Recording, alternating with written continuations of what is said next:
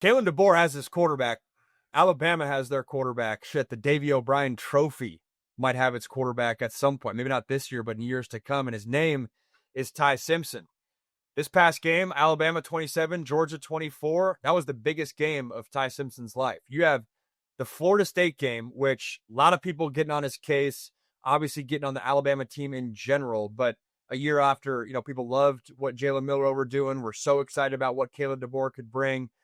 Ty Simpson goes in there, didn't have a good game. I watched that film and was like, hey, this guy might have some talent. And I said that. That's not me just saying hindsight's 2020. Those of you guys on the live, I was like, you can tell by the way they were calling plays. They weren't trying to protect a quarterback in his first start or give him easy dink and dunk type passes. They were pressing the ball down the field.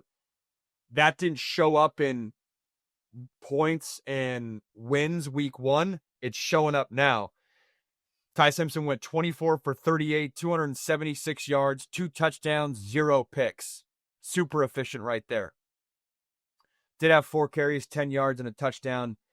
His legs aren't Jalen Milroe, obviously. They're not Bryce Young. But I think he's operating the pass game like Mac Jones, yet he has better legs than Mac Jones. He's not as big, so in terms of, and I'll have to go back and look how his arm strength compares. But dude, Ty Simpson, any sort of game manager talk with Ty Simpson, throw that out the window. This dude's making some big time throws, which I'll get into. I got about 6 clips of his that I'll dive into. Key stat though to keep in mind. He is 76 for 100 on the season when he's kept clean, and all 11 of his touchdowns have come when he's kept clean. Clean pocket, able to get the ball out of his hands. Even when they blitz him, if they pick it up, Ty Simpson's going to make you pay. Even for a younger guy, actually, I won't say younger because he's been on campus, but for a guy making his first starts, one, you can tell that he's getting better every single week, but this dude is processing. And let me show you this. All these throws are from the first quarter. And those of you guys that have followed my content for a while know that I usually try to have some sort of theme or some big key core takeaway. For Drew Aller, it was that one drive that I thought was a turning point. For Garrett Nussmeier, it's all about the run game that's not helping him out, that's putting a lot of pressure on him. For Ty Simpson, let's just go through his first quarter passing attempts. Or I should say first quarter completions. Let me set the stage. It's the first play of the game. You're on the road, between the hedges. Everyone knows the pressure's on you because you already lost to Florida State. Eyeballs on you. The average fan thinks Ty Simpson played poorly week one. Pressure's on you. First call of the game. What are you going with? Not only do they change the protection, this is the throw that Ty Simpson dials up. In between 3 Georgia defenders, 30 yards down the field on a rope. This ball should have been caught. It would have been a hell of a catch. This ball should have been caught. I'll back that up once more. But he's got his receiver here working across the field. The safety, the linebackers are going to drop. Right now, if I told you that he's fitting this ball in here, that's a tight window. That's a tight window. He does it, and we'll get to the back view. This ball should have been caught. This is a hell of a throw to start the game. There's no, we'll get him an easy completion. We'll get him a little, nice, easy attempt. How's that? How's that for the first attempt in the game? You might say that's high. I guarantee the Alabama receiver room says, we got to come down with that football. You got a linebacker dropping, corner right there, safety who's going to knock his head off if that's late at all. Or that's a pick if it's late at all. To have the confidence to hang in the pocket early on in the game and rip that, I was impressed. Here it is right here. You're down up your best receiver, Ryan Williams. Put it in the breadbasket. Money. Here. Backer blitzing. He knows he's hot. It's not poor protection. Just one more guy that they can handle. Receiver on the bottom's got a little snap route, comeback route, one-on-one. This is big league throw. Hangs in the pocket, delivers it, takes a shot, accurate throw right at the face mask, move on. Now, when you show that you can complete these throws and hang in the pocket, it gives your offensive coordinator a lot of confidence to continue to call these plays, continue to press the ball down the field. And when you're continuing to press the ball in the field, it gives you easy completions into the flat. It softens up the defense. It helps your run game, helps everyone involved. All right, it's still in the first quarter. 3 good throws there. This is big league right here. So, Georgia Bulldogs, they're running cover 2 out of this. Having a safety at 7 yards deep, running cover 2, that's how you know you have an NFL caliber safety. Most college defenses can't get away with this.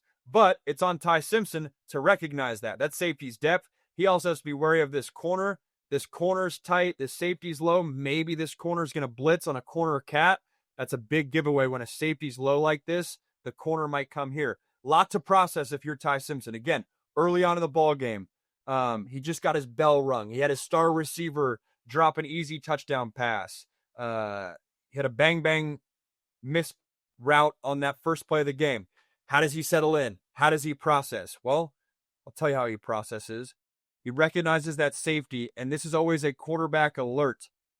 This receiver going vertical, the alert is a hole shot, meaning that in between the hole with the safety getting to his deep half and the corner hanging in the flat, there's a hole right here where if you can drive the football, you can get yourself a completion. It's not necessarily built into the progression, so to speak. It's more of an alert, at least how I was taught.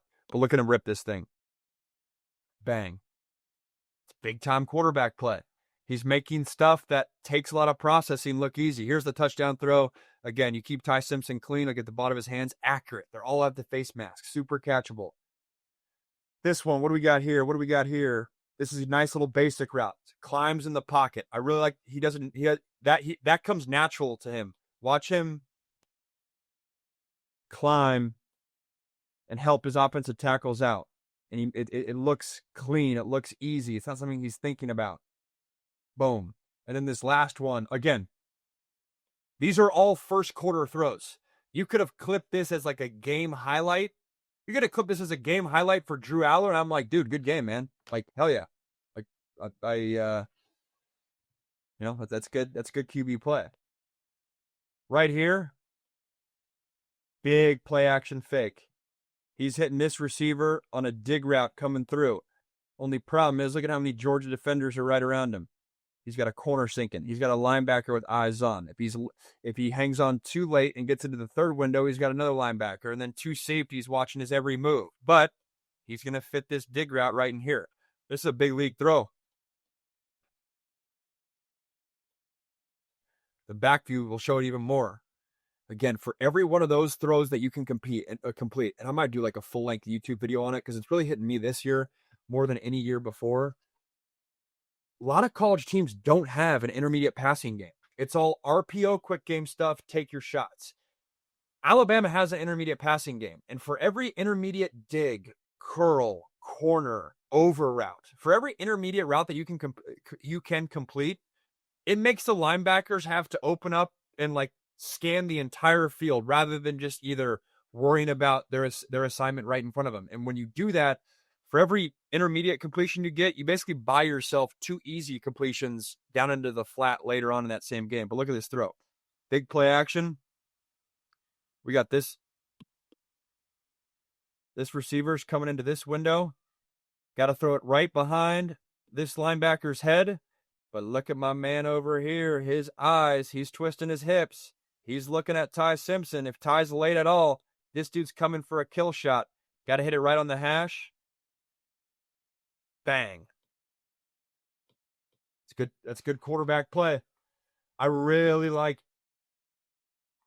Ty Simpson's game. And it's interesting because, in recent memory, we've had Jalen Milroe, who is super exciting, and it's, made for SportsCenter highlights. We've had Bryce Young, who won the Heisman and was remarkable in that way.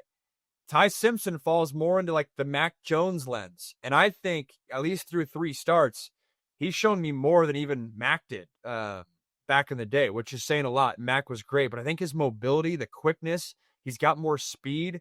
He's not as big, but in terms of, again, Ty Simpson, it feels like he's getting better every single week. And there's no reason we can't be sitting here saying he's one of the top quarterbacks in college football at the end of the year. One thing for sure, though, we know at this stage in the season, he is not a game manager. Not at all. Not at all, which I feel like is how people were positioning him early on in the season.